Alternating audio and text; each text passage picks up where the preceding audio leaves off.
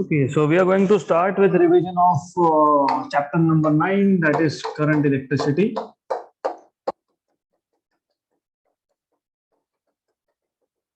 So in the last chapter we have learned, so basically अगर आपको याद होगा पिछला चैप्टर था इलेक्ट्रोस्टैटिक्स. इलेक्ट्रो मतलब चार्ज है, स्टैटिक मतलब rest, charges at rest. So the physics which deals with charges at rest is known as electrostatics. When charges start moving, you have two things. एक है करंट, दूसरा है magnetic fields. तो इस chapter में हम पहले एस्पेक्ट को देखेंगे. When charges start moving मतलब you have current. So when you have current, you have electricity. So we will be studying current electricity, basically revising current electricity in this chapter. तो आपको पता होना चाहिए सबसे पहले करंट का definition. Current is nothing but flow of charge per unit time through a cross section of a conductor. हमारे पास एक कंडक्टर है, उसके एक क्रॉस सेक्शन में से यूनिट टाइम में मतलब पर सेकेंड में कितना चार्ज फ्लो होता है उसको आप बोलते हो current. Then to study current in detail you need to know what are Kirchhoff's law. Kirchhoff's के दो लॉज थे अगर आपको याद होगा तो. एक था किरचॉफ्स जंक्शन लॉ मतलब फर्स्ट लॉ, इसको करंट लॉ भी बोलते हैं. दूसरा था किरचॉफ्स वोल्टेज लॉ या फिर लूप लॉ या फिर सेकेंड लॉ. उससे पहले you should no what is a junction. और यहाँ पे जंक्शन मतलब junction in an electrical circuit. तो हमारे पास एक सर्किट है और आपको पता है सर्किट मतलब you will have many components. You may have register, inductor, capacitor etcetera etcetera. दो रजिस्टर हो सकते हैं, तीन हो सकते हैं, अलग अलग ब्रांचेस हो सकते हैं. ब्रांच है वो भी डिफाइन करेंगे. लेकिन एक सर्किट में you will find some point. ऐसा एक पॉइंट है, let us call this as point P. तो हमारे पास एक पॉइंट पी है यहाँ पे. This is a point where currents from various directions meet or currents can go into various directions. ऐसे पॉइंट को बोलते हैं junction. So junction is a point in an electrical circuit या network where currents from various directions meet or currents can split into various directions. तो ये पता होना चाहिए सबसे पहले. So this is what you have, junction. उसके बाद next thing is electric network. Next point that you should know is what is electric network. Electric network. What is electric network, by the way?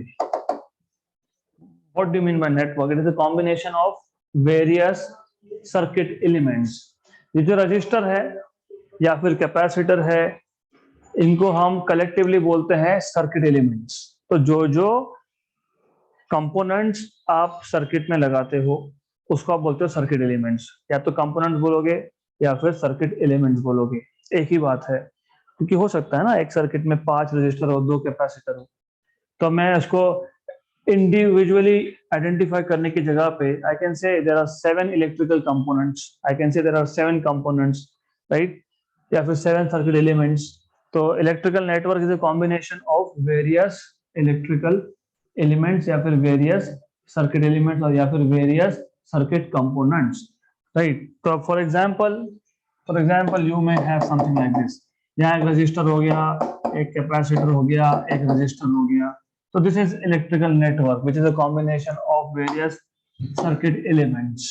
Then you should know what is branch. Branch in an electrical network is what?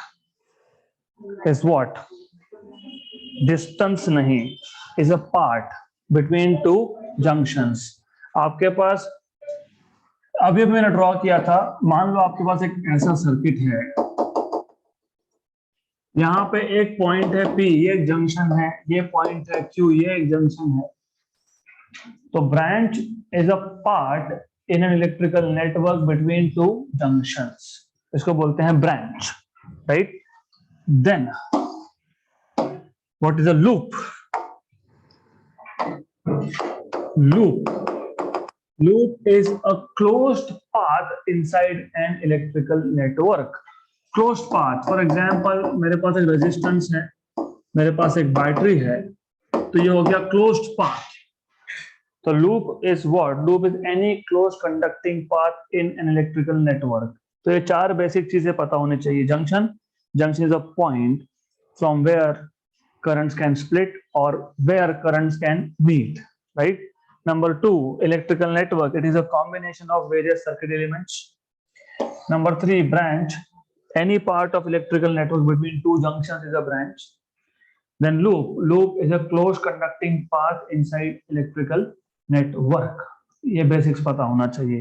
Then we can start off with first law of Kirchhoff. Kirchhoff's first law. Kirchhoff's first law, right? इसको आप बोलते हो Kirchhoff's current law या फिर Kirchhoff's first law या फिर Kirchhoff's current law या फिर you can also call this as Kirchhoff's junction law, Kirchhoff's current law और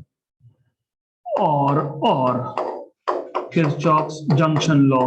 तीनों एक ही है. Kirchhoff's junction law एक ही चीज है, तो यू शुड नो दिस. अब व्हाट इज जंक्शन लॉ? बहुत सिंपल है. It is the sum of algebraic sum of currents at a junction point is 0. अगर मेरे पास एक जंक्शन है, एक मेरे पास इलेक्ट्रिकल नेटवर्क में जंक्शन है, suppose P is a junction, तो algebraic sum of currents at a junction point is 0. इसका मतलब जितना इनकमिंग करंट होगा उतना ही आउटगोइंग करंट होगा. Alright, good. तो what you need to know is the algebraic sum, मतलब addition of all the currents कहां पे? At the junction point is 0. algebraic sum of all the currents at a junction point is 0. तो इसका मतलब incoming current equal to outgoing current, मतलब total current flowing towards the junction equal to total current leaving the junction. मतलब there is no net accumulation of charges at the junction. मतलब junction पे charge आके रुकने नहीं वाला. No net accumulation, मतलब no net crowding of the charge. Charges आके junction पे रुकेंगे नहीं. They will come from one direction and go into some other direction. So this is what it tells you. अब you should know mathematically summation I is equal to 0. अब summation I मतलब sum of currents, addition of currents is 0. तो जब भी आप Kirchhoff's first law या Kirchhoff's second law की बात करते हो, तो there are some rules जिसको हम बोलते हैं sign conventions. तो sign conventions पता होने चाहिए. And according to the sign conventions, all the currents which are moving towards the junction are taken to be positive. And all the currents which are moving away from the junction are taken to be negative. अब देखो यहाँ पे कौन कौन सा towards move हो रहा है, I1 और I2. तो I1 and I2 will be taken to be positive, and then I3, I4 and I5 will be taken to be negative. Right? तो ये है sign convention. All the currents moving towards the junction are taken to be positive, otherwise negative. Correct? Good? Clear? तो according to sign conventions, I1, I2 positive है और ऊपर से आप बोल रहे हो summation of I is 0, मतलब I1 plus I2 minus I3 minus I4 minus I5 equal to 0. मतलब I1 plus I2 equal to I3 plus I4 plus I5. तो इसलिए मैंने बताया था कि incoming current equal to outgoing current. तो देखो I1 and I2 are these two currents are moving towards junction, मतलब ये इनकमिंग करंट है. I3, I4, I5 are going away, मतलब ये आउटगोइंग करंट है. तो this is how you can write. So you can say total current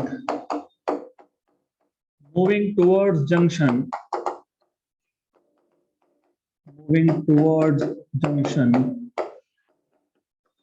is equal to total current moving away from junction.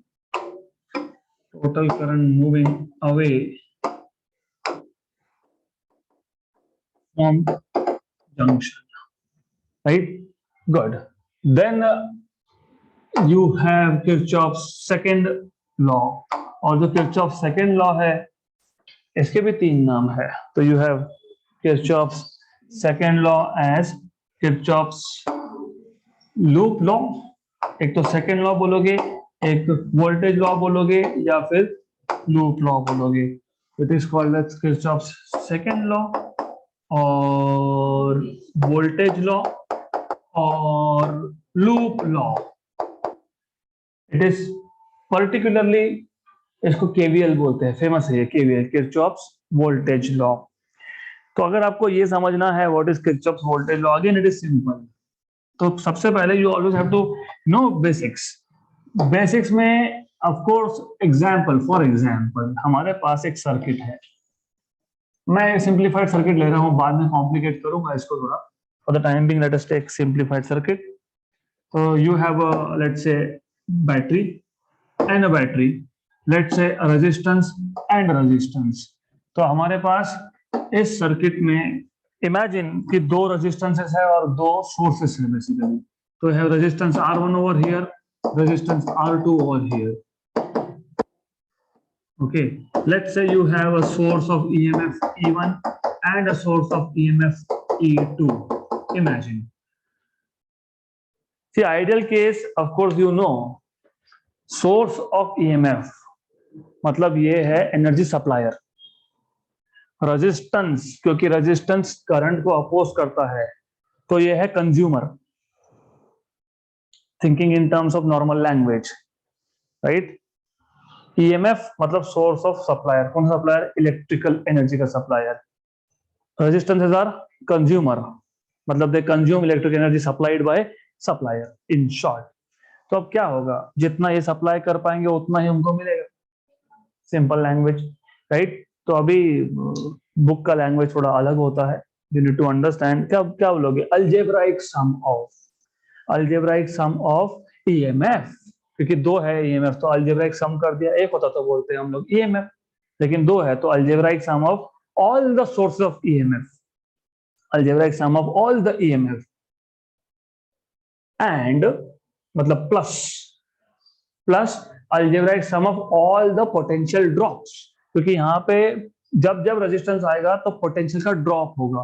क्यों drop होगा? क्योंकि वो use कर रहा है ना एनर्जी को, इसलिए ड्रॉप होगा। तो according to Kirchhoff second law और voltage law, the algebraic sum of all the EMFs plus the algebraic sum of all the drops in an electrical loop is equal to 0. मतलब in short, summation E plus summation IR is equal to 0, right? तो यही तो normal चीज है, you have to write it in proper language. Good, clear यहाँ तक। तो जितने सोर्स होंगे EMF के, उनका सबका एडिशन करना है, प्लस जितने ड्रॉप करने के लिए कंपोनेंट्स होंगे उनका पोटेंशियल ड्रॉप का एडिशन करना है, और इन दोनों का एडिशन इक्वल टू 0 आएगा। अब इसके लिए भी you have to basically know some sign conventions. तो sign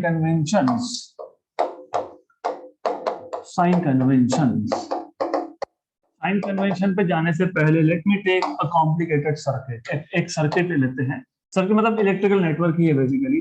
so let us take an electrical network over here. इसमें एक काम करेंगे, we will put few resistances and we will put few sources of EMF।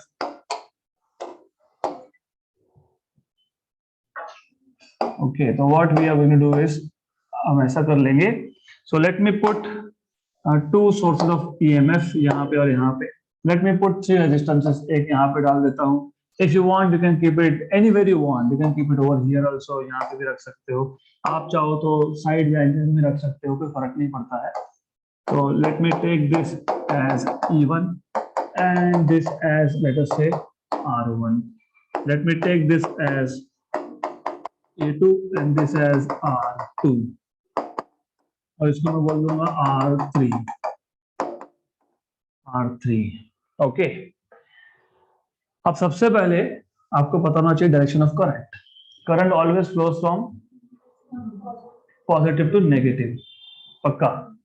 Yes, तो positive to negative मतलब यहां से current आएगा I1, यहां से करंट आएगा I2। ये जंक्शन है, यहाँ पे दोनों कंबाइन हो जाएंगे and here you will get I1 plus I2, फिर ये जंक्शन है वापस से Q, इसको P बोलता हूँ, इसको A बोल देता हूँ, इसको B बोल देते हैं, इसको C बोल देते हैं, इसको D बोल देते हैं। तो what you have is P and Q are junctions. तो ये हो गया ब्रांच, है ना, P to Q is branch. तो यहाँ पे आगे करंट वापस से I2 यहाँ गया और I1 ऊपर गया, राइट। अब साइन कन्वेंशंस, साइन कन्वेंशंस, सबसे पहले साइन कन्वेंशन के लिए आपको डायरेक्शन ऑफ ट्रेसिंग फाइनल करना पड़ेगा। You can trace a circuit, trace मतलब उस पाथ को फॉलो करना। अब इमेजिन हमारे पास पूरा सर्किट है और इसका टोटल 3 लूप्स है। एक upper loop A P Q B A, एक lower loop P D C Q P, एक complete A D C D A. तो 3 लूप्स है, तो कोई भी एक लूप ले लो फिलहाल for the time being. Let us take upper loop, ऊपर का लूप ले लेते हैं। Consider loop A P Q B A P Q B A, right. अब जब आपने ऊपर का लूप सिलेक्ट कर लिया तो अभी 2 डायरेक्शन है ट्रेसिंग के। ट्रेसिंग मतलब इस लूप को फॉलो करना, 2 तरीके से कर सकते हो, क्लॉकवाइज या फिर एंटी क्लॉकवाइज। अगर आप क्लॉकवाइज जाओगे तो A B Q P A, anti जाओगे तो ए पी क्यू बी ए।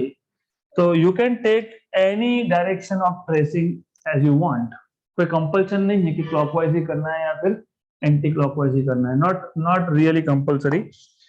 लेकिन remember, let us take it, let us trace this loop and trace it in, let us take it anti-clockwise direction। कोई भी एक लेना है तो एक ले लो।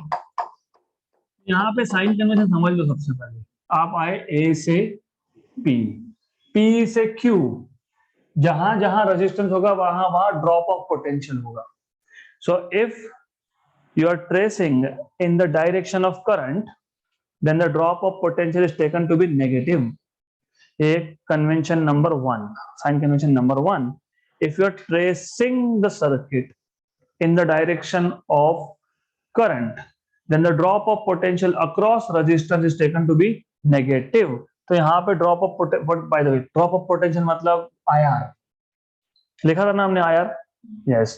तो यहाँ पे I क्या है, I1 प्लस I2, R क्या है, R3। तो ड्रॉप कितना हो गया, I1 plus I2 into R3। सिर्फ देखना है डायरेक्शन ऑफ ट्रेसिंग। आप ट्रेस कर रहे थे P से Q, करंट भी जा रहा है P से Q, तो negative. If you are tracing in the direction opposite to that of current, then the drop of potential is taken to be positive. तो ये rule number 1, convention number 1। Convention number 2, if you are tracing a cell or a battery from its negative to positive terminal, then EMF is taken to be positive। अगर आप एक cell को trace कर रहे हो, क्योंकि P से Q फिर Q से B पे आओगे, there is no cell, there is no drop। फिर आप B से A जाओगे, B से A जा रहे हो, करेक्ट, करंट भी B से A जा रहा है। Current is also going from B to A। तो यहाँ पे जो ड्रॉप ऑफ पोटेंशियल होगा, I1 current is going through R1, तो drop of potential will be minus I1 R1। ठीक है। अब पोटेंशियल ड्रॉप के बाद you are here at the cell E1 and you are tracing from B to A, मतलब you are jumping from negative to positive of the cell E1। तो जब आप negative terminal से पॉजिटिव पे jump करते हो तो EMF is taken to be positive, उल्टा होता तो नेगेटिव। तो ये 2 साइन कन्वेंशन ध्यान रखना। Number 1, if you are tracing the circuit in the direction of current, then the drop of potential is taken to be negative, otherwise positive। If you are tracing a cell from negative terminal to positive terminal, then EMF is taken to be positive, otherwise negative। Good। तो अगर आपको ये 2 laws अच्छे से पता है, convention अच्छे से पता है, then you can talk about Wheatstone's network। Wheatstone's network, सबसे पहले ये Wheatstone's network है क्या, समझ लेते हैं।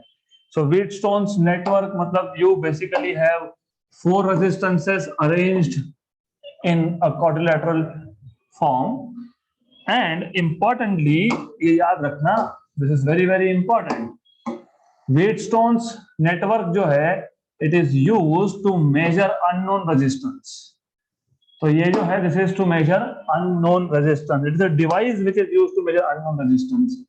एक यहाँ पे है, एक रेजिस्टेंस यहाँ आएगा, एक यहाँ आने वाला है, and one will be over here. तो अब let us put resistances over here. इसको बोलेंगे R1, यहाँ पे जो है इसको बोलेंगे R2, यहाँ पे जो है इसको बोलेंगे R3. याद रखना R2 के अपोजिट वाला R3 लिया जाता है, दिस इज R4, राइट. अब ये क्वाड्रिलेटरल है, इसमें 4 कॉर्नर्स है, 2 डायगोनली अपोजिट कॉर्नर के across you will apply battery, और जो बचे हुए 2 होंगे उसके across you will apply galvanometer. What is galvanometer? A device which is used to measure very small currents.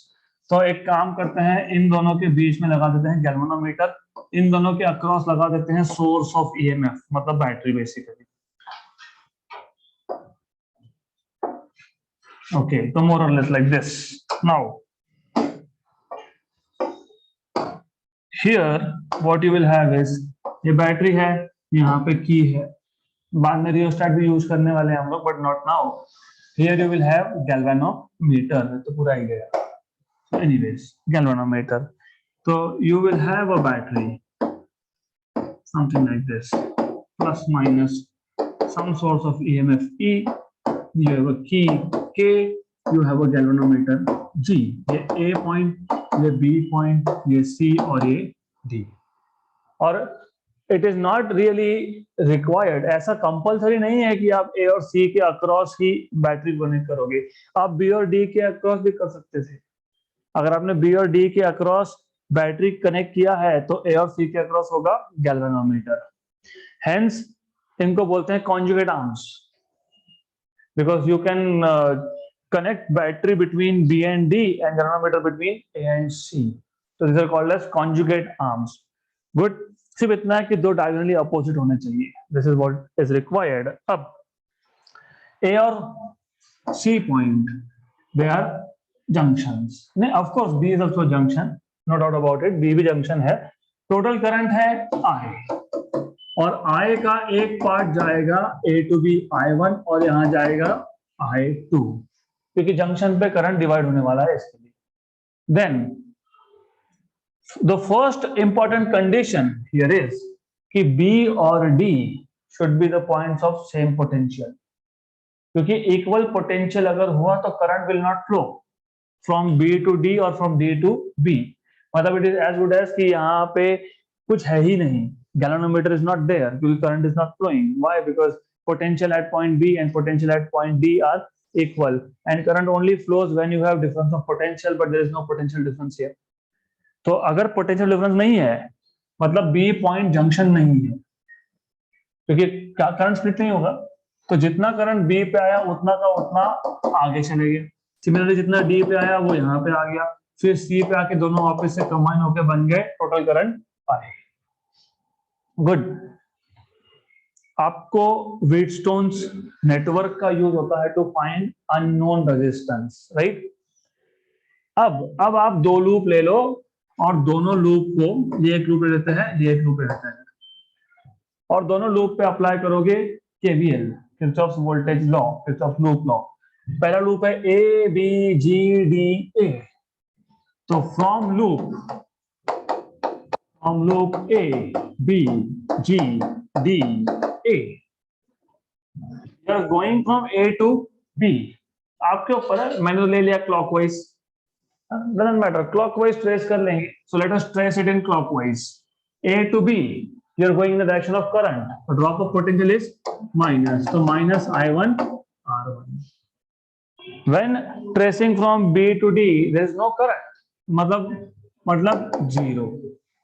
When you are tracing from D to A, you are going opposite to current, मतलब plus I2 R3 equal to 0. तो आपको मिल गया I1 R1 equal to I2 R3 equation number 1 from loop C B G D C from loop C B G D C। और अभी tracing आपके ऊपर है, आपको कैसा ट्रेस करना है। Let us take it in you say clockwise या एंटी क्लॉकवाइज, जैसे आप बोलोगे। Clockwise, okay, let us trace it clockwise. तो आप उसको ट्रेस करोगे C से D, C से D ट्रेस करें तो you are going in the direction opposite to that of current, मतलब पोटेंशियल ड्रॉप इज पॉजिटिव। तो I2 R4 और D to B तो nothing, no problem, plus zero. Then you are tracing from B to C and in the direction of current, मतलब minus I1 R2, तो minus I1 R2 equal to 0। तो I1 R2 equal to I2 R4 equation number 2। Equation 1/2, 1/2 मतलब divide by 2, right, divide कर लो। So you will get I1 R1 upon I1 R2, I2 R3, I2 R4, cancel, cancel, cancel and cancel. So R1 by R2 equal to R3 by R4. This is what you have. ये है balancing condition, right. अब unknown resistance कैसे पता लगेगा? Total 4 resistance है, 4 में से 3 known होने चाहिए, एक अननोन। तो you can use this equation two find out unknown resistance, right. तो कंडीशंस कि 4 में से 3 पता होने चाहिए, यू शुड नो 3। गुड। तो अब व्हीटस्टोन्स नेटवर्क का पहला एप्लीकेशन इज व्हीटस्टोन्स मीटर ब्रिज। तो first application of Wheatstone's network is Wheatstone's meter bridge. Wheatstone's meter bridge.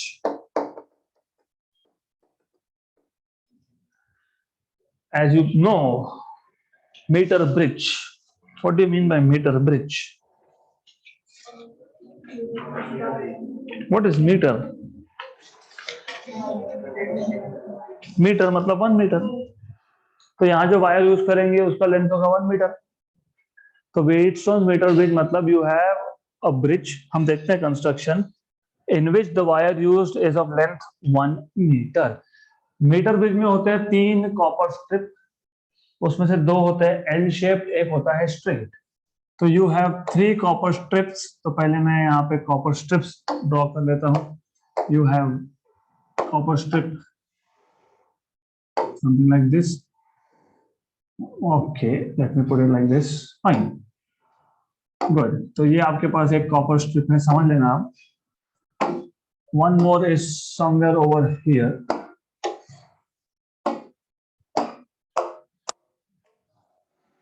Okay, और एक है स्ट्रेट, 2 एल शेप्ड है और एक है straight, and straight one is right at the center.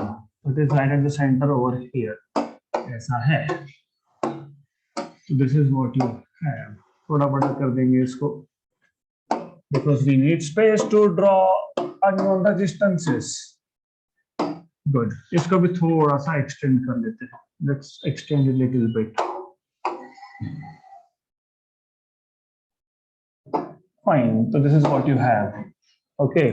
अब there are, as you can see, आपके पास 3 copper strip है, C1, C2 and C3। उसमें से C1 and C3 they are L shaped, C2 is straight। Normally हमको जो resistance find करना होता है, अननोन रेजिस्टेंस, वो हम लगाते हैं लेफ्ट गैप में नॉर्मली।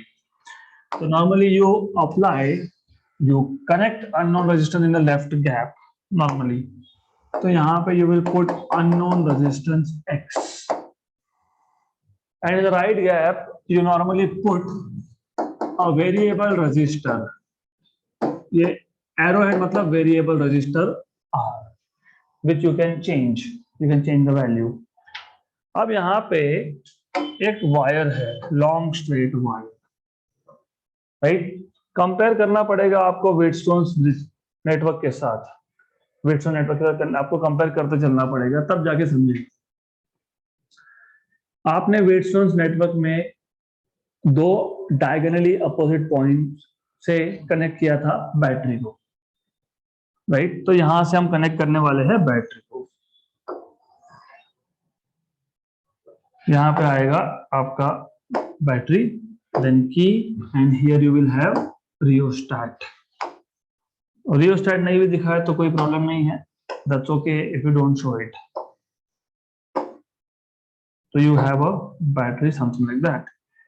ये पॉजिटिव टर्मिनल, ये नेगेटिव टर्मिनल, यहाँ पे है key K, and here you have a rheostat, right. A और सी, मतलब कम से कम ये तो पक्का हो गया कि ये ए और सी ये तो फिक्स है। अब इंटरनल स्ट्रक्चर समझ लेते हैं। अब ए और बी के बीच में एक रेजिस्टेंस है, राइट। ए और बी के बीच में एक रेजिस्टेंस है जिसको नाम दिया आपने R1। आपको ये पता होना चाहिए जब तक मेटल प्लेट सेम है तब तक पोटेंशियल हर एक पॉइंट पे सेम है। यू नीड टू अंडरस्टैंड, मतलब ये पूरे के पूरे इधर पूरे इस पे पोटेंशियल इज सेम, मतलब अगर ये पॉइंट ए है तो ये पॉइंट भी ए है, सेम पोटेंशियल पॉइंट होता है, राइट। अनलेस जब तक आपका ये मेटल प्लेट सेम है तब तक, तो ये ए पॉइंट तो ये भी ए पॉइंट।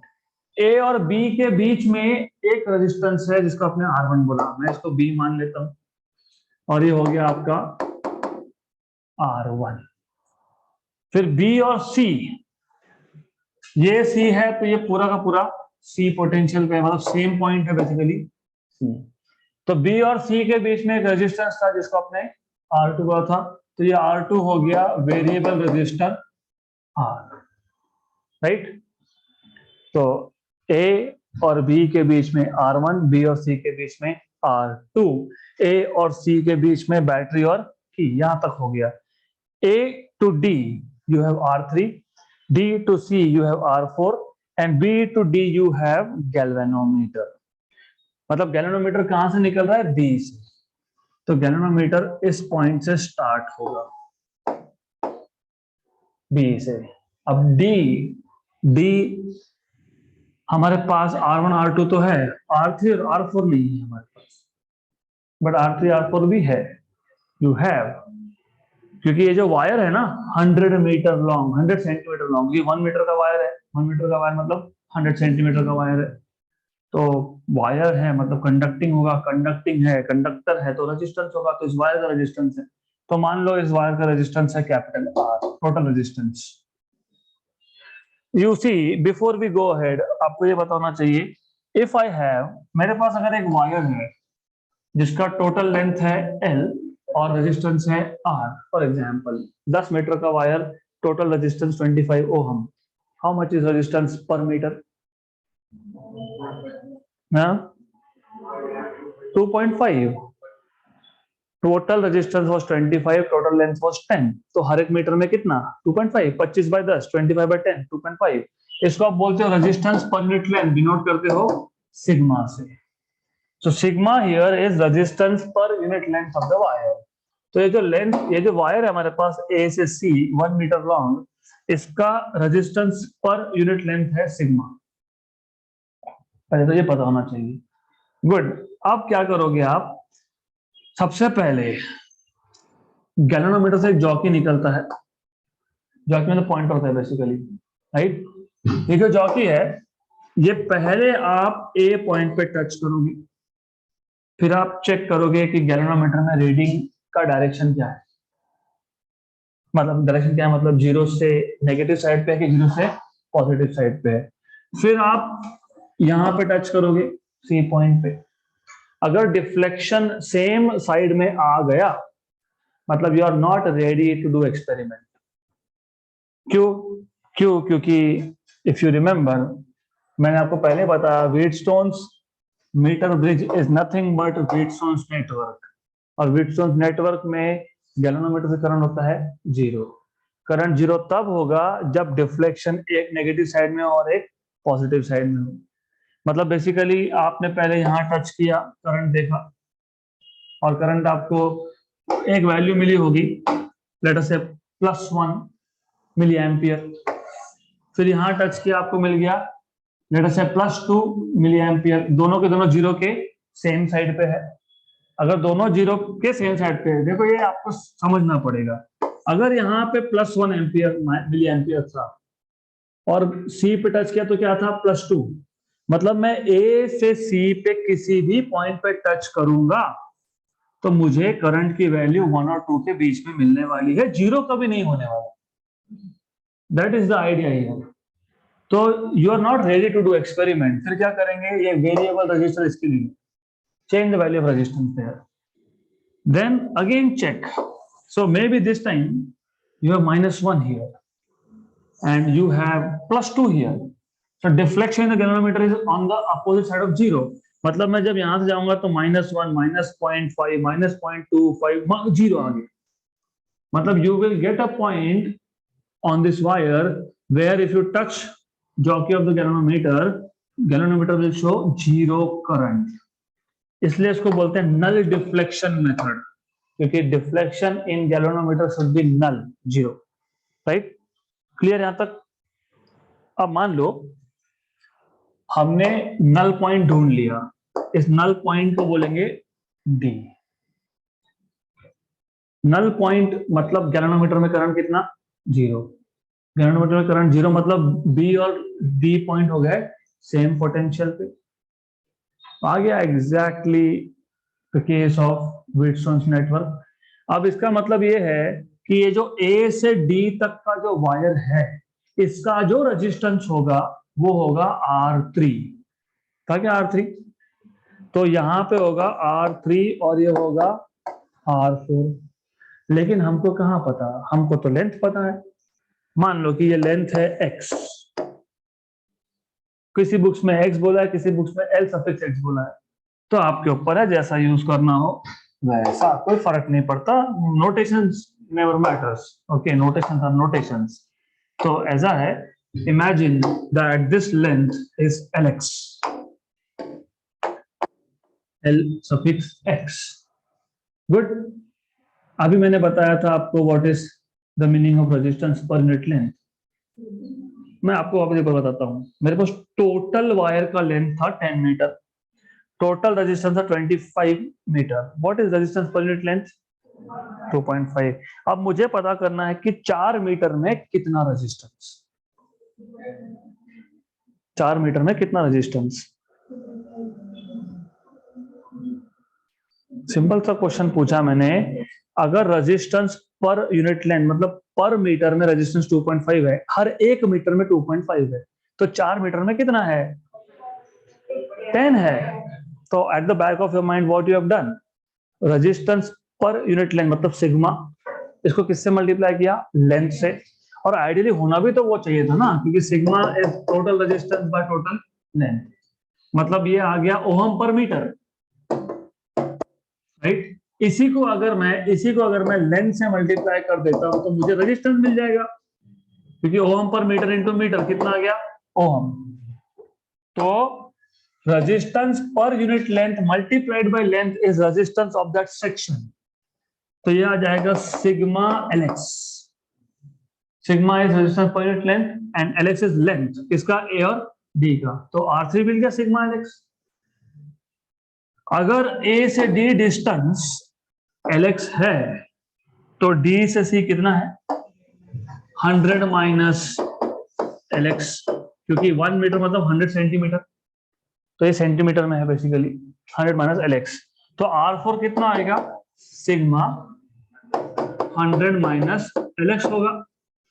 मिल गया आपको R1, R2, R3, R4। फिर क्या बोलोगे? नल डिफ्लेक्शन है, क्योंकि गैल्वेनोमीटर में करंट कितना है? 0 है। मतलब व्हीटस्टोन्स ब्रिज क्या है? बैलेंस्ड है। और बैलेंसिंग कंडीशन क्या है? R1 by R2 equal to R3 by R4। R1 unknown X, R2 हमको पता है, हमको क्योंकि हमने ही सेट किया था, वेरिएबल था वो। वेरिएबल बॉक्स होता है ना, एक की निकालते हो दूसरा डालते हो, हमको पता है कितना है। R3 इज सिग्मा, और ये आएगा sigma 100 minus LX। Sigma sigma cancel. मैंने अभी अभी बताया R हमको पता है, X फाइंड करना है, LX हम मेजर कर सकते हैं। कैसे? ये जो वायर है ना, इस वायर के नीचे एक स्केल लगा होता है, तो you have a scale below this, और इस स्केल के ऊपर होते हैं मार्किंग्स, तो they tell you what is the value of LX, right? तो ठीक है, तो नाउ यू नो LX, मतलब you know what is 100 minus LX, you know X and you know R। Good. So this is how you are supposed to find out unknown resistance using meter bridge. Good. Then let's move towards potentiometer. इसके बाद if I'm not wrong you have potentiometer directly. जैसे Wheatstone's network या फिर Wheatstone's bridge is a device used to measure unknown resistance, वैसे ही potentio, नाम में ही है पोटेंशियो मतलब पोटेंशियल डिफरेंस मतलब voltage.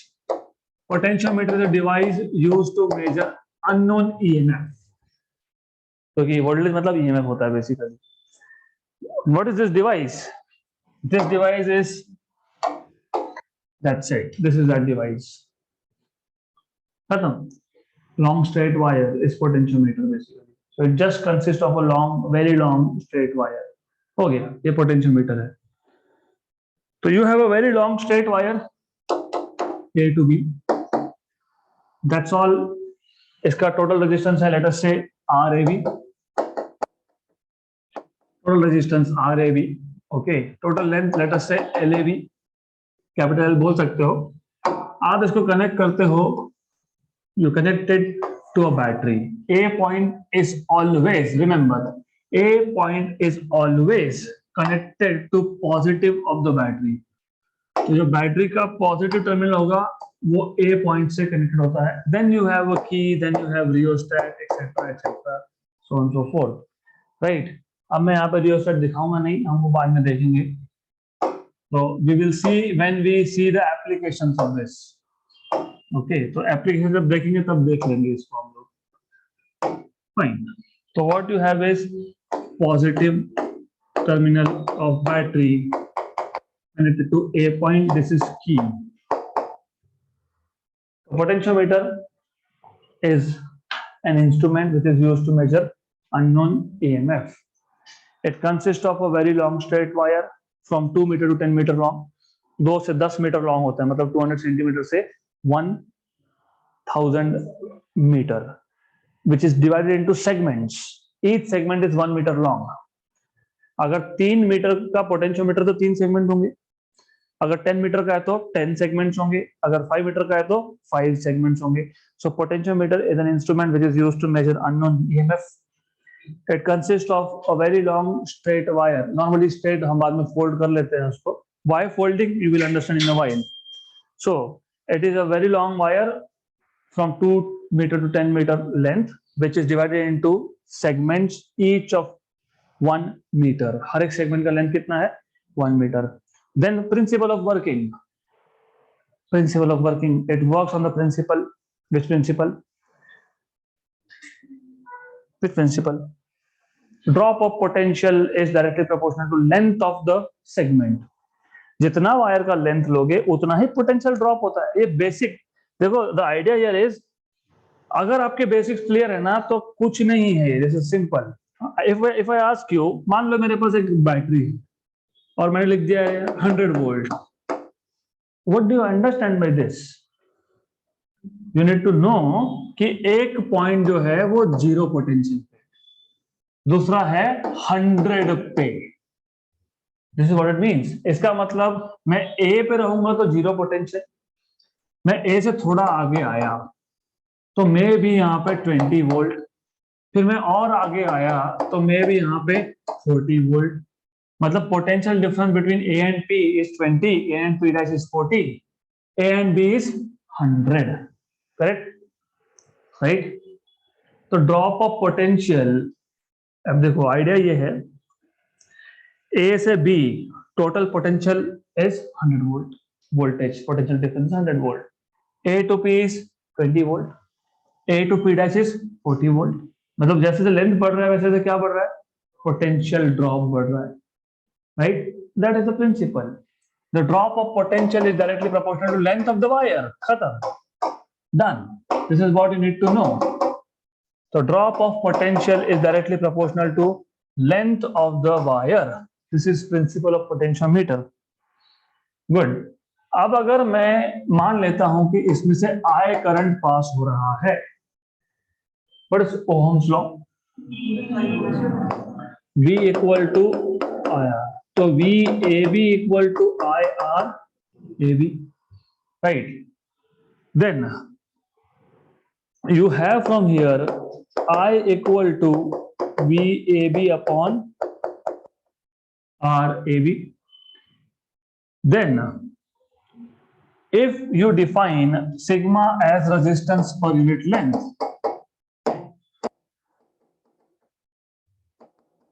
let us say total resistance between A and B is R and total length is L. What is R from here? Sigma into L. Substitute over here. So you will get VAB upon sigma L. Correct? ये है current. अब imagine हमारे पास एक point था P और जो length of AP है ये है स्मॉल l। तो similarly drop of potential across AP is current into resistance of AP, right? Voltage drop across AP is current तो सेम है ना, क्योंकि करंट तो आया रहेगा ना, आय का चेंज नहीं होगा, ये आय चेंज होगा क्या? सेम वायर है, करंट सेम रहेगा। गुड। अगर आपने पोटेंशियोमीटर वायर के 20 सेक्शन भी कर दिए 10 की जगह पे तो भी करंट सेम रहेगा, क्योंकि each of the section will be in series, और सीरीज में करंट क्या होता है? सेम होता है। गुड। तो करंट आय रहेगा। But what is I? What is I? So VAP equal to I, but I is VAB upon sigma L. RAP is resistance of section AP. कैसे फाइंड करोगे? कैसे फाइंड किया था resistance? Sigma multiplied by length, sigma multiplied by length. किसका length? AP का length कितना था? Small l था, correct? Resistance is equal to resistance per unit length into length of the section. वही किया है मैंने। RAP का मतलब RAP चाहिए, रेजिस्टेंस ऑफ AP सेक्शन चाहिए। तो क्या करेंगे हम? करेंगे सिग्मा, लेकिन सिग्मा क्या है? पर यूनिट लेंथ का रेजिस्टेंस है। इसको लेंथ से मल्टीप्लाई करो। कौन से लेंथ से? AP। तो RAP सिग्मा L आया क्या? आया। आया, वेरी गुड। तो सिग्मा गया, क्या? Good good. तो VAP by small l equal to VAB by capital L। Correct? Clear यहां तक? अब इमेजिन कि मैंने P की जगह पे कोई और यहाँ पे P डैश लिया होता और उसका लेंथ होता L की जगह पे L डैश, तो फिर भी ऐसा ही आता, VAP dash upon L dash. और कोई पॉइंट लेता लिया होता मैंने Q, तो क्या आता? VAQ upon length of AQ, right? मतलब क्या देख रहे हो आप देख रहे हो drop of potential upon length equal to drop of potential upon length equal to drop of potential upon length. ऐसा जब आता है तो क्या बोलते हो इसको? कांस्टेंट। तो potential drop upon length is constant, correct? तो यही तो बोला मैंने प्रिंसिपल ऑफ पोटेंशियोमीटर में। क्या बोला हमने? Drop of potential is directly proportional to length of the section. वही तो आ गया ना फिर। अगर V is proportional to L बोल रहा हूं, मतलब V equal to some constant into L, मतलब V by L equal to some constant. वही तो आया। लेकिन ये सम कांस्टेंट इसको बोलते हो potential gradient. You remember physics में जब कोई भी क्वांटिटी विथ डिस्टेंस चेंज होती है उसको बोलते हैं gradient. temperature gradient when temperature changes with distance, velocity gradient when velocity changes with distance, potential gradient when potential changes with distance. तो ये है potential gradient and this is denoted by K. Therefore you will have K equal to V by L, that is nothing but potential gradient. मैं वापस repeat कर रहा हूं, resistance measure करने के लिए वेवस्टोन्स नेटवर्क, अननोन ईएमएफ मेजर करने के लिए पोटेंशियोमीटर. पोटेंशियोमीटर एक वायर है, दैट्स इट, 2 से 10 मीटर लॉन्ग, जिसमें सेक्शंस है, हर एक सेक्शन 1 मीटर लंबा है, that's it. This is what you need to understand. आपने एक बैटरी कनेक्ट कर दिया, एक की कनेक्ट कर दिया, राइट. अब प्रिंसिपल ऑफ वर्किंग क्या है? Drop of potential is directly proportional to length. बोल तो दिया, प्रूव करना पड़ेगा कि नहीं? ये प्रूव किया हमने. कैसे प्रूव किया? हमने बोला मान लो ए बी एक वायर है, उसका लेंथ है L A B, total length is capital L, total resistance is capital R. सही है. तो ओहम्स लॉ बताता है V A B equal to I R A B. तो I is V A B by R A B, but R A B is resistance, but resistance is resistance per unit length into length of the section. तो sigma into N. Similarly V A P, अगर मैंने एक P point लिया होता तो drop of potential VAP according to Ohm's law is IRAP. RAP is again sigma into length of AP, मतलब sigma into small L. और I की जगह पे सब्स्टिट्यूट कर ही दिया ना, सिग्मा सिग्मा कैंसिल. तो VAP equal to VAB by capital L into small L को शिफ्ट कर दिया. तो VAP by small L equal to VAB by capital L. यहां तक सफिशिएंट था, लेकिन आपको समझने के लिए कोई और पॉइंट ले लो तो VAP dash by L dash, कोई और ले लो VAQ अपॉन LQ, मतलब drop of potential upon length equal to drop of potential upon length equal to drop of potential upon length. ये क्या आ रहा है? कांस्टेंट है. कांस्टेंट आ रहा है मतलब this is drop of potential upon length is constant, मतलब potential drop is proportional to length. Principle of potentiometer. Clear? Good. तो एक बार आपको प्रिंसिपल समझ में आ गया तो इसके एप्लीकेशन समझ लेते हैं अब. Applications, uses of potentiometer to find out EMF, unknown EMF. इसमें 2-3 अलग अलग मेथड्स हैं. पहला मेथड को बोलते हो डायरेक्ट और इंडिविजुअल सेल मेथड. डायरेक्ट और individual cell method.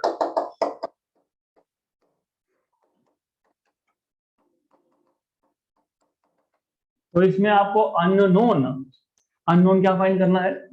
EMF. Very good. By method number 1 direct और इंडिविजुअल, नाम में ही है इंडिविजुअल, मतलब मैं एक cell at a time use करूंगा, 1 सेल एट अ टाइम. और 1 cell at a time use करना है तो you cannot put them in series, क्योंकि नहीं होगा ना. सीरीज में मेरे पास 2 सेल है, एक निकाल लिया तो सिस्टम ही नहीं वर्क करेगा क्योंकि सर्किट ब्रेक हो गया. If you put 2 components in series और एक को निकाल लिया, चलेगा क्या? नहीं चल सकता, क्योंकि सीरीज में एक गया तो सब गया, राइट. तो देखते हैं अभी कैसा दिखता है ये. This is very interesting. अब मैं एक काम और करूंगा. What I am going to do is, मैं डायग्राम पहले ड्रॉ कर लेता हूं. सबसे पहले हम पोटेंशियोमीटर देख लेते हैं. आपके पास एक पोटेंशियोमीटर वायर है which is 2 metre to 10 metre long. होना चाहिए था स्ट्रेट, हम नहीं ले रहे हैं स्ट्रेट, हम इसको फोल्ड कर रहे हैं. फिर फोल्डिंग क्यों किया? For very obvious reason. What is that obvious reason? You know what is obvious reason? पता है फोल्डिंग क्यों किया? इसका पता है?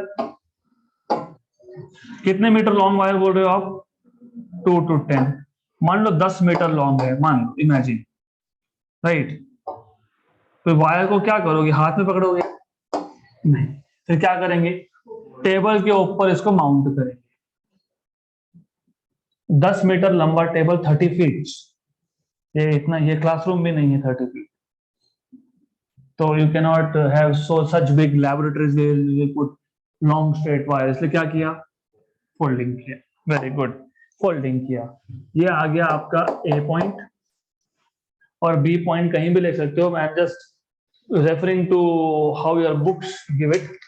तो ठीक है, you can take it anywhere. अभी वो बुक में ज्यादा ये मत करना, they can put it somewhere, वो और एक ब्रांच बढ़ा देंगे. they can increase a branch. I will put B here, or you can increase one more branch. No problem नहीं है, that's okay. Okay, तो maybe if I am not wrong, शायद आपके बुक में ऐसा कुछ दिया हुआ है, ऐसा दिया है, तो ऐसा ले लेते हैं, ठीक है। तो इसका मतलब ये कि ये जो B पॉइंट है वो यहाँ पे लेने की जगह पे they are taking it over here, ये यहाँ पे B पॉइंट बना दिया, ये B पॉइंट है। Good. Then as I told you, A point is always connected to positive of the battery. तो यहां से मैं बैटरी निकालने वाला हूं, सेल मतलब बेसिकली यहाँ पे, फिर क्या आएगा उसके साथ, क्या आएगा, रियोस्टेट भी आएगा। तो अब ऐसा है, ये ब्लू मतलब ये वायर ही है, द सेम थिंग, सिर्फ ये पोटेंशियोमीटर का पार्ट नहीं है, इसके लिए मैंने इसको ब्लू में दिखाया। It's still the wire, okay. Then you will have here battery key and somewhere over here rheostat. You have a battery. Okay. Then ऐसा है, positive to A point, a key here K, ये E है, then you have a rheostat RH over here, ये RH है। अभी तक तो हमने पोटेंशियोमीटर ही ड्रॉ किया है। Our task is to find out unknown EMF. इसमें हम लोग लेंगे दो sales, two cells. We will put two cells, और what we are going to do is, मैं अभी और दूसरा कलर यूज कर रहा हूं बिकॉज ये भी एक्सटर्नली कनेक्टेड है, दैट इज वाई। तो you need to know you have externally connected things over here, और आपके पास यहाँ पे पैरेलल में you are going to put two cells in parallel. तो ये आपने पैरेलल में लगाया है, this is what you need to know. You have parallel cells over here. Okay. Then now हो गया। इसके बाद आप यहां से निकालोगे गैल्वेनोमीटर,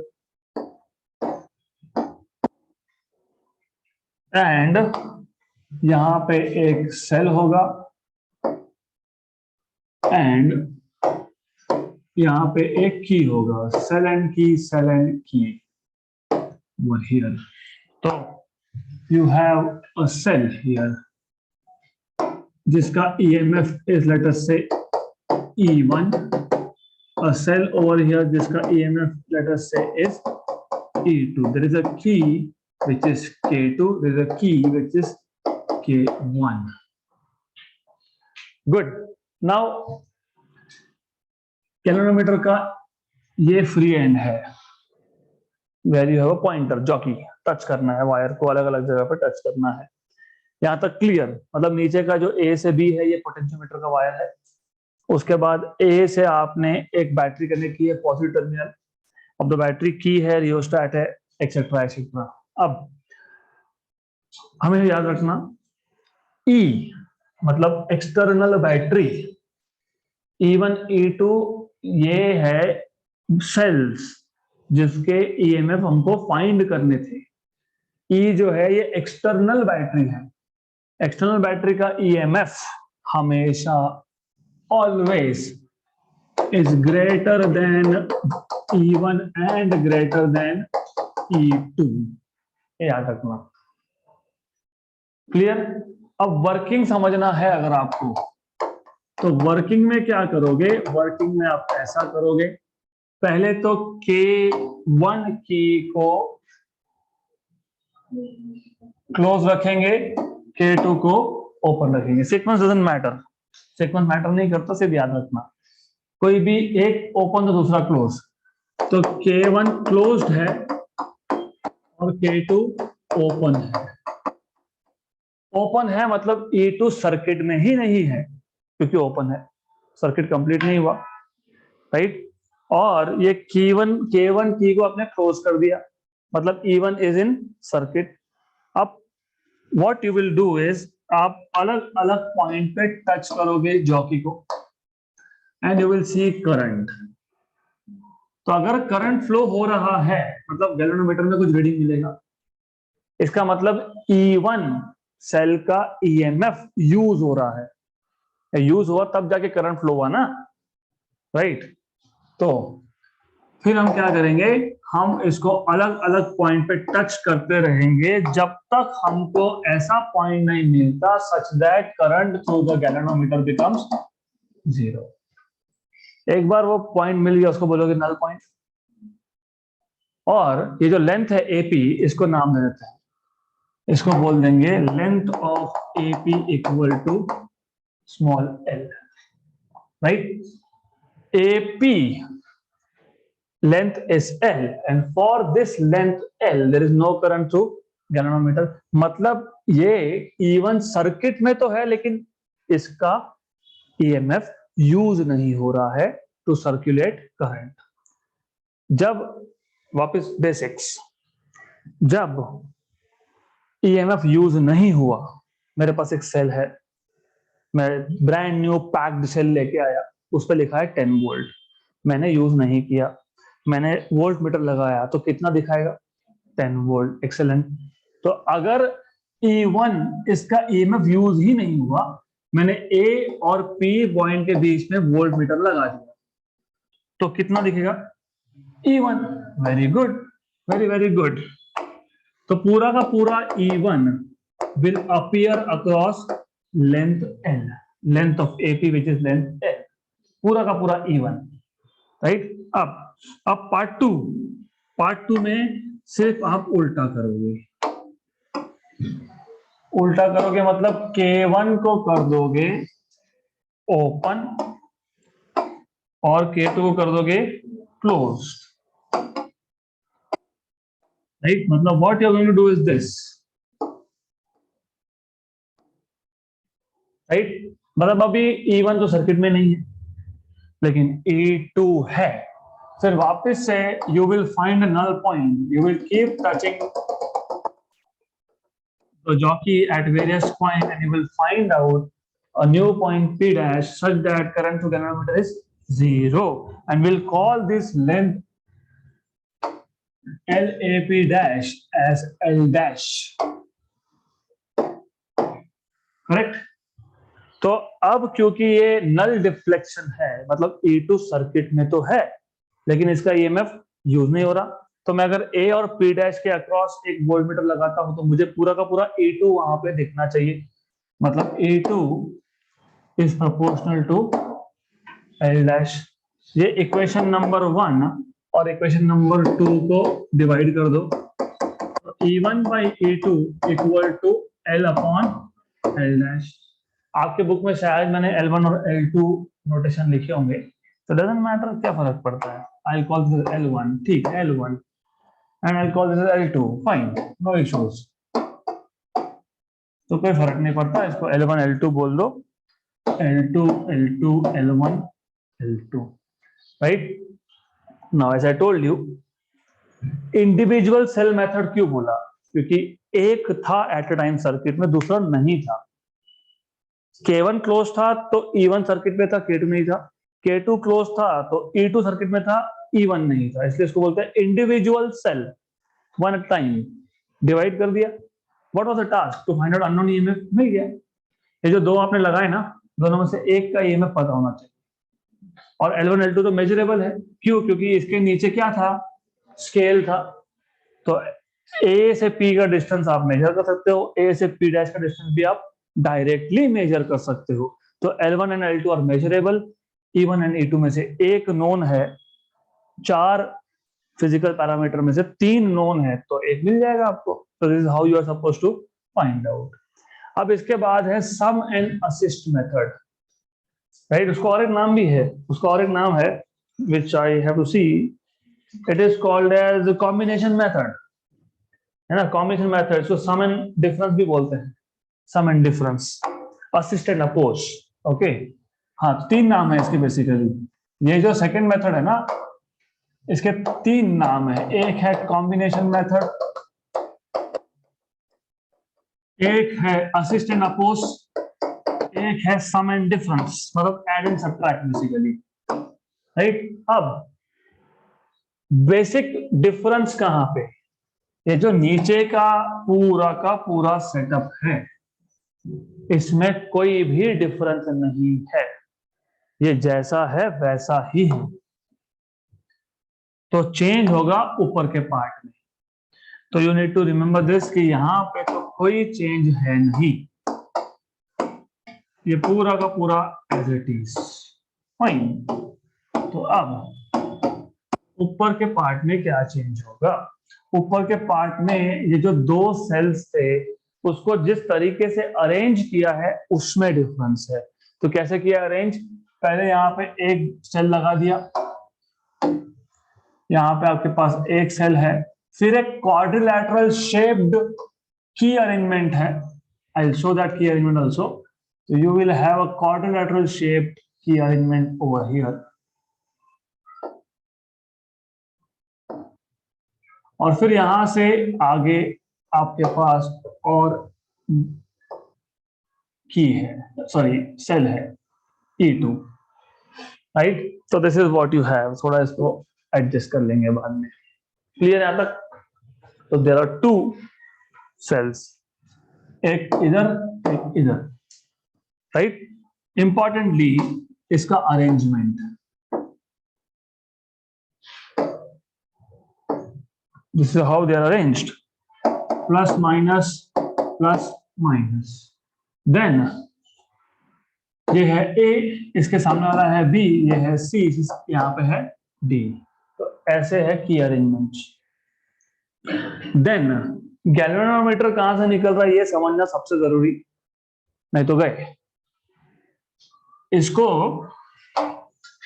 यहां से कनेक्शन निकालना, यहां तक ले जाना, फिर यहां से ऐसा कनेक्शन आएगा और यहां से निकलेगा galvanometer through a jumper. Okay, तो यहां से आएगा आपका जंपर, जंपर पता है आपको, you don't want two wires to intersect, तो जंक्शन नहीं चाहिए आपको, इसलिए जंपर चाहिए, तो जंपर है वहां पे, करेक्ट। ऐसा है अरेंजमेंट। अब सबसे पहले इन दिस केस ये है E1, ये है E2।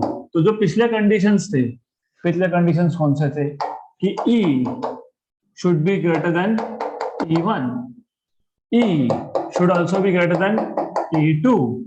यहां पे दो कंडीशंस और है, E should also be greater than E1 plus E2 and lastly E1 should also be greater than E2। ये चार कंडीशंस।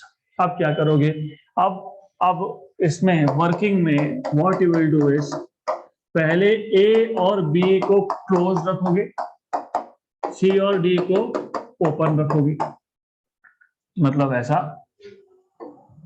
जस्ट अ मिनट,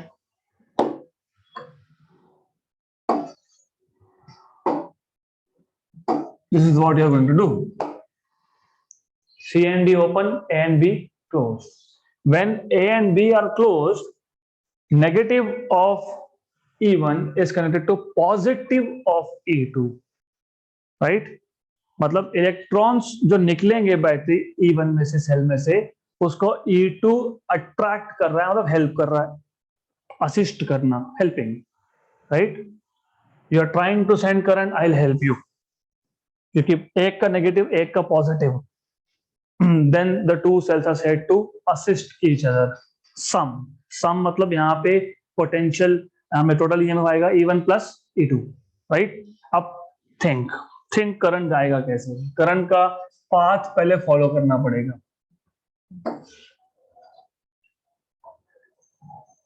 ऐसा जाएगा, राइट।